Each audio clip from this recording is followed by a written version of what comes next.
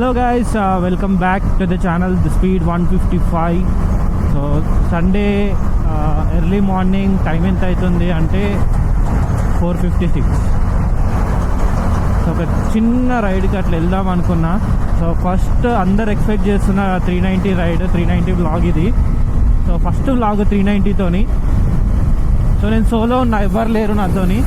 వినయ్ నిఖిల్ మా గ్రూప్ అంతా ఎవరు లేరు, నేను సోలో ఉన్నా, ఒక్కరినే వెళ్తున్నా. యాక్చువల్లీ ఈ రైడ్ అన్ప్లాన్డ్ అసలు. ఇప్పుడు అప్పుడే తీయొద్దు అనుకున్నా, ఎందుకంటే మిర్రర్స్ కూడా తీసేసా. నాకు ఎందుకో అసలు తెలీదు, మిర్రర్స్ ఉంటే అసలు బండి నడపబుద్ధి కూడా కాదు. అదొక సేఫ్టీ ఫీచరే, బట్ నాకైతే ఎందుకో మరి అసలు అది ఉంటే ఒక పెద్ద డిస్టర్బెన్స్ లెక్క అనిపిస్తుంది. సో మిర్రర్స్ తీసేసా. సో ఈ మిర్రర్స్ అయినా వెనకాల టైల్, సో నేకుడు బండి ఒక ఫుల్లీ నేకుడ్ లెక్క కనిపిస్తేనే నాకు మజా అనిపిస్తుంది. సో ఆ టైల్ ఈ మిర్రర్స్ తీసేసేదాకా వెయిట్ చేద్దాం అనుకున్నా రిజిస్ట్రేషన్ అయినాక. సరేలే, అందరు నాకన్నా నన్ను సపోర్ట్ చేసే వాళ్ళు ఎక్కువ అడుగుతున్నారు, అన్న 390 వీడియోస్ ఏమైంది మ్యాన్, వేర్ ఇస్ 390 అని. సో వాళ్ళ కోసమే నాకు మూడ్ వచ్చి వాళ్ళు వచ్చేసిన. సరే మనం కూడా ఇంకెన్ని రోజులు అని చెప్పి. సో అసలు నేను తీయలేదు, చాలా రోజులు అవుతుంది, 2 weeks అవుతుంది కొని. 1 week అయితే విలేజ్లో ఉండే. చూసారా, పూజ చేసిన బొట్లు కూడా ఉన్నాయి ఇంకా అట్లనే. సో ఇండియన్స్ ఎవరైనా ఫస్ట్ బండి ఉన్నారంటే వాళ్ళు చేసేది పూజ, అదైతే కంపల్సరీ. అన్నీ అయిపోయినాయి, రిజిస్ట్రేషన్ ఒక్కటి కాలే, టీఆర్ నెంబర్ కూడా లేదు బండి మీద. బట్ అయినా హైవే ఎక్కుతున్నాయి, Yadadri highway. So morning 5 o'clock కాబట్టి నాకు కొంచెం రిస్కే ఉండదు టోల్ గేట్స్ దగ్గర, పోలీసులు కానీ అది కానీ. సో అందుకే. అండ్ దట్టు ఈ టైంకి వెళ్తే కొంచెం రోడ్లు కూడా ఖాళీ ఉంటాయి, నాకు టాప్ అండ్ చెక్ చేయడానికి ఉంటుంది. యాదగిరిగుట్ట హైవే అంతా ఫుల్ ఫ్లెడ్జ్డ్ స్ట్రైట్ రోడ్ ఒక్క దగ్గర కూడా ఉండదు. మహా అయితే 160 టచ్ చేస్తా అనిపిస్తుంది, కానీ ఫుల్ పొటెన్షియల్, దీని ఫుల్ పొటెన్షియల్ 180 ప్లస్ కూడా. 180 వచ్చినా లిమిటెడ్ టచ్ కాదు. సో అంత క్లీన్ రోడ్ అయితే ఉండదు యాదగిరిగుట్ట హైవే రోడ్డు, బట్ మనకు సరిపోతుంది. ఇది కాకుండా ఇంకా హైవే అని అంటే ఇటు 60 కిలోమీటర్లు, ఇటు 60 కిలోమీటర్లు వెళ్ళాలి. జస్ట్ హైవే రీచ్ అవ్వడానికి 60 కిలోమీటర్స్ వెళ్ళాలి. దాని తర్వాత మళ్ళీ రైడ్ వేరే ఉంటుంది.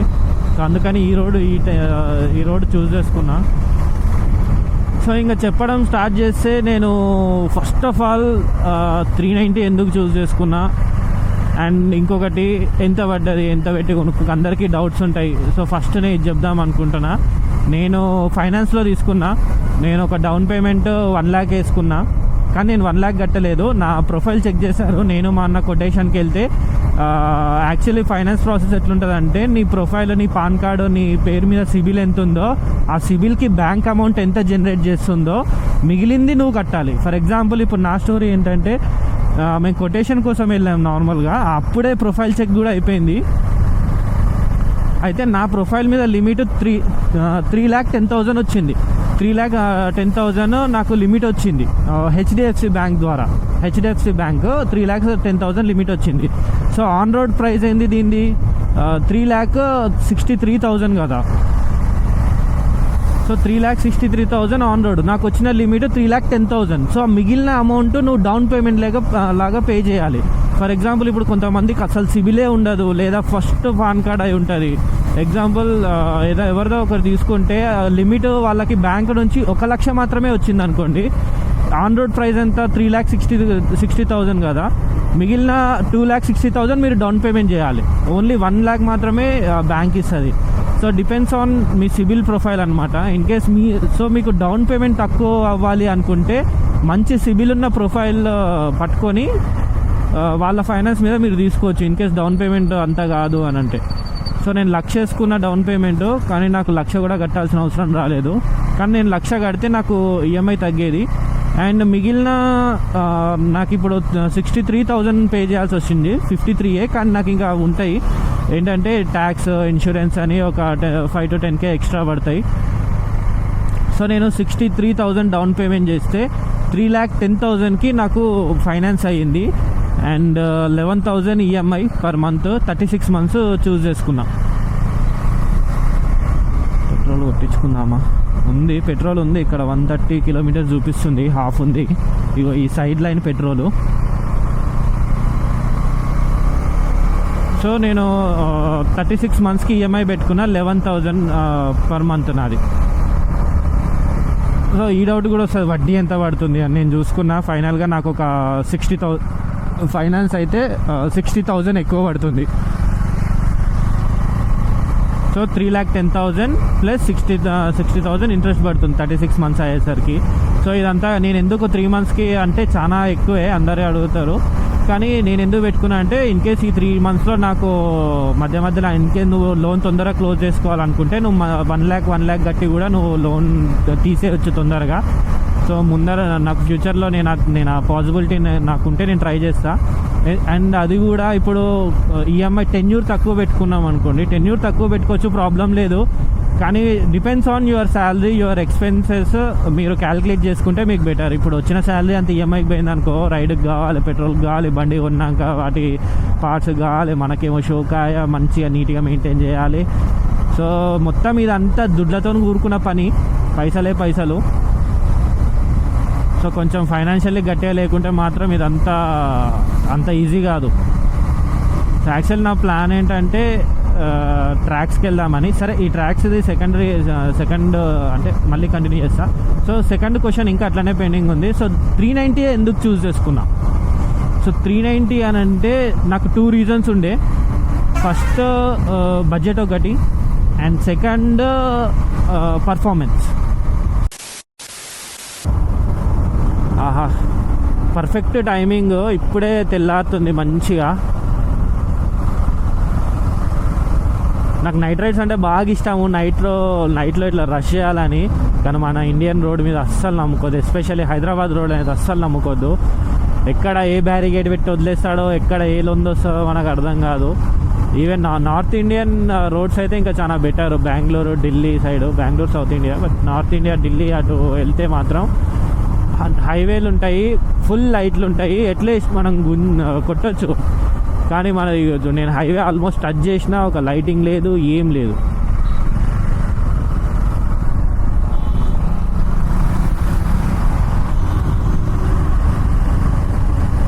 సో ఇదన్నమాట. నేను ఆల్రెడీ చెప్పేసిన నాకు బండి ఎంత పడింది, బండి ఎందుకు తీసుకున్నా అన్నది కూడా చెప్పిన, ఎంతలో తీసుకున్నా అన్నది కూడా చెప్పిన, ఇదే ఎందుకు తీసుకున్నా అన్నది కూడా చెప్పిన. సో దీని తర్వాత ఏంటి అంటే దీన్ని ఎందుకు యూజ్ చేసుకుందామంటే నేను ట్రాక్కి వెళ్దాం అనుకుంటున్నా. కానీ ఇవాళ సాటర్డే నైట్, అంటే ఇప్పుడు తెల్లారింది కదా, సాటర్డే నైట్ 10 గంటలకేమో గూగుల్లో సెర్చ్ చేసిన రేస్ ట్రాక్లు ఎక్కడున్నాయి, ఏమేమి ఉన్నాయి. నార్మల్ కేటీఎం ఆరెంజ్ డే నడుస్తుంది అన్నారు బేగంపేట, అదేం బోయినపల్లి ఒక సర్కిల్ దగ్గర. వాళ్ళకు ఒకసారి ఫోన్ చేస్తే 3,000 అన్నాడు జస్ట్ ఫర్ ట్రైనింగ్. అండ్ దాంట్లో ఇంకేమైనా ఇంక్లూడ్ చేస్తారో ట్రాక్ నాకు తెలియదు, కానీ ట్రైనింగ్కే 3,000 అన్నాడు.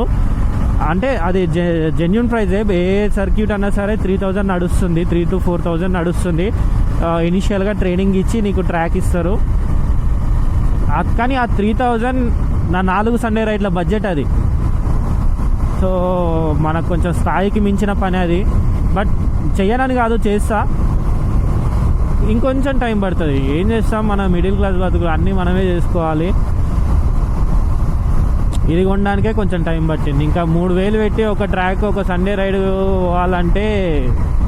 పోవాలనే ఉంది. నాకు ఎవరైనా స్పాన్సర్ చేస్తే బాగుండు అనిపిస్తుంది ఇదే టైంలో. కానీ మనల్ని ఎవరు దేకుతాడు? ఎవరి లైఫ్ వాళ్ళదే, వాళ్ళకే టైం లేదు. ఇంకా అరే ఒకడు వచ్చి ఈయనకి హెల్ప్ చేస్తే వీడు బాగుపడతాడు అని ఎక్స్పెక్ట్ కూడా వేయద్దులే మనం.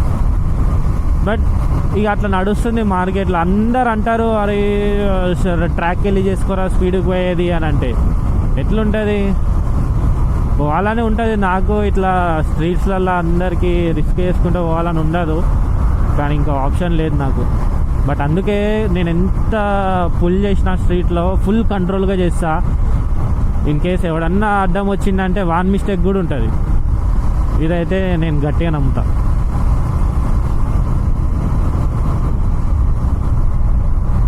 సో వచ్చేసినాం, హైవే ఎక్కేసినాం. ఇక గుంజడం స్టార్ట్ చేద్దామా? కంప్లీట్ తెల్లారితే కదా నాకు కనిపిస్తుంది.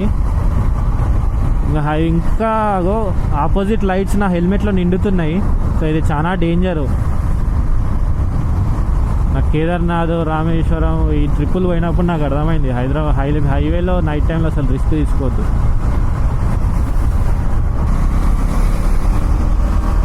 నేను ఇంకా స్ట్రీట్ మోడ్లోనే ఉన్నా, ఒక పక్క కాపీ ఒక సైడ్ కాపీ. చిన్నగా అట్లా వాటర్ తాగి తెల్లారినాక ఇప్పుడే తెల్లారుతుంది. నేను ఈ గ్యాప్లో కొంచెం మాట్లాడదాము చెప్దామని చెప్పి డీటెయిల్స్ అన్నీ అడుగుతారు. సో ఒక దగ్గర ఆగి మంచిగా ఒక చిన్న బ్రేక్ తీసుకొని, ఈ స్ట్రీట్ మోడ్లు ఉంది ఇక్కడ, దీన్ని ట్రాక్ మోడ్కి చేంజ్ చేసి మరి పుల్ చేస్తాయి. ఈరోజు ఫిక్స్ అయిపోయినా, బ్లైండ్గా ఫిక్స్ అయిపోయినా ఈ ట్రాక్షన్ కంట్రోల్ ఆన్ ఉంచాలి దీనికి పక్కా. ఎందుకంటే స్టార్టింగ్ కదా, ఎంత పవర్ ఉందంటే నేను సిటీలోనే నైట్లో ఒకసారి సెకండ్ గేర్లు వేసుకొని థ్రాడిల్ పుల్ చేస్తే లాంచ్ కంట్రోల్ ఆన్ ఉండే. దీంట్లో రెండు ఉండే, ట్రాక్షన్ కంట్రోల్ ఉంటుంది, లాంచ్ కంట్రోల్ ఉంటుంది. లాంచ్ కంట్రోల్ ఆన్ అయింది. సో సెకండ్ గేర్లో ఇట్లా పుల్ చేస్తే ఒక 0.5 సెకండ్ తర్వాత ఆ రిజల్ట్ చూపిస్తుంది. అది ఎట్లా చూపిస్తుంది తెలుసా, గుంజిన ఒక 0.5 సెకండ్కి ఒకటేసారి ఇట్లా పవర్ రిలీజ్ చేస్తుంటే నేను ఇట్లా వెనక్కి వెళ్ళిపోతున్నా ఖాళీగా. అరే నువ్వు పట్టుకుని ఉండరా నాయన, నేను తీసుకోపోతా, ఖాళీ నువ్వు పట్టుకో అన్నట్టే ఉంది తెలుసా. ఫీల్ అయితే క్రేజీ అంటే crazy. A few moments later.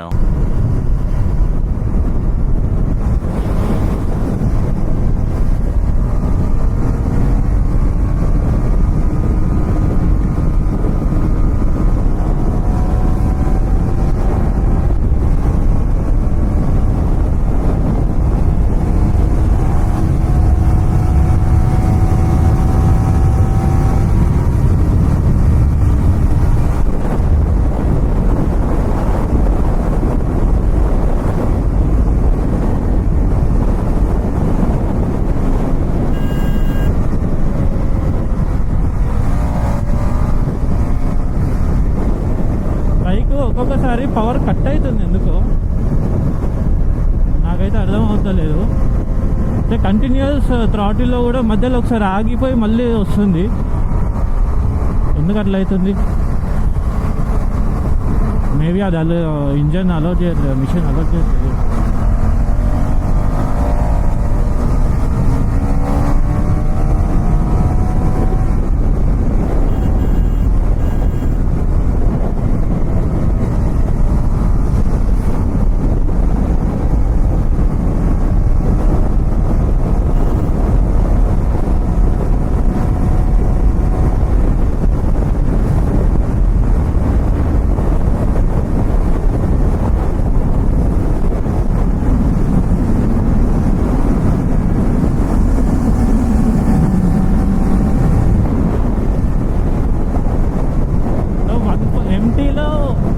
ఎంటీకి 144 top end అసలు దాన్ని. దీనికి ఇప్పుడు 140 కామన్ స్పీడ్ అయిపోయింది అది.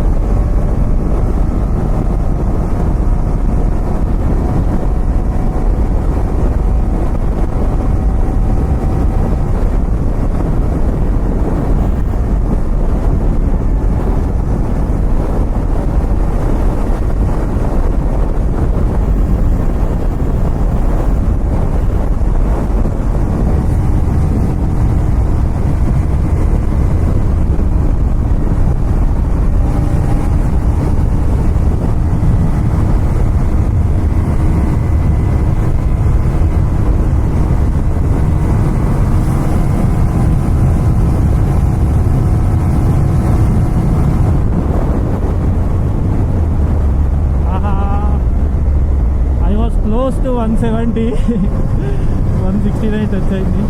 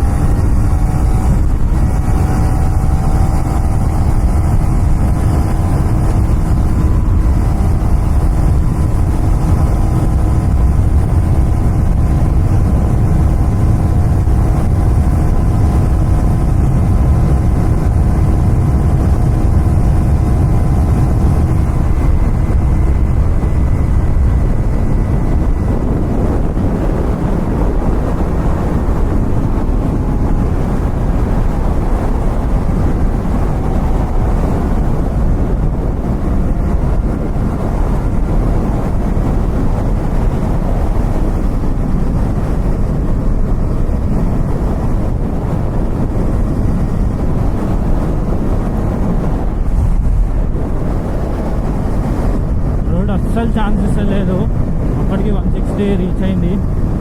నాకు ఎందుకో ఆర్పిఎం ఇది కట్ అవుతుంది, అంటే పవర్ కట్ అయి డెలివరీ అవుతుంది అప్పుడు మధ్య మధ్యలో.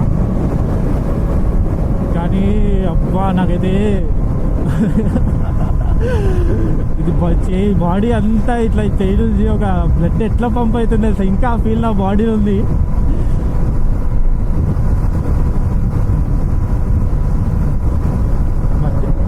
అక్కడక్కడ వాబుల్ అయింది.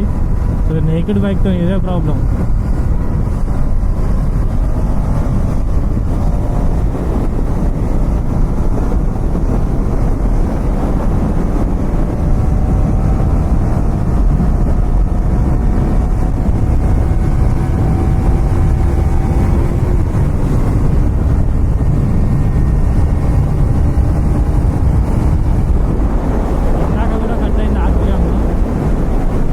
ఎందుకు కట్ అవుతుందో అర్థమవుతలేదు. నాకు తెలిసి ఇంకా పోయి ఇటు పోయి వేస్ట్ ఏమో, స్ట్రేట్ రోడ్స్ ఒక్కటి ఉండదు. ట్రాక్ మోడ్లోనే ఉంది, పవర్ కూడా ఇంకెక్కువ డెలివరీ కావాలి కదా, ఎందుకు ఇట్లా అవుతుంది? మేబీ సర్వీస్ అయినాక పెరుగుతుందేమో, చూడాలి కదా.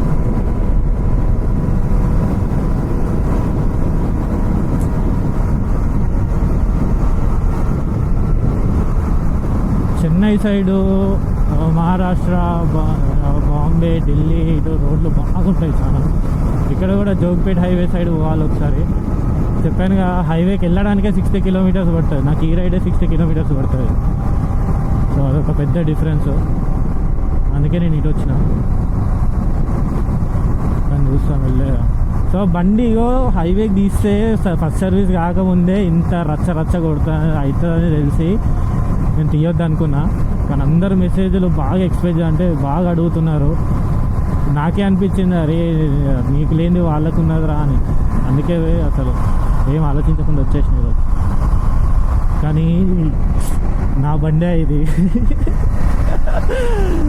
క్రేజీ, ఇది నా బండి.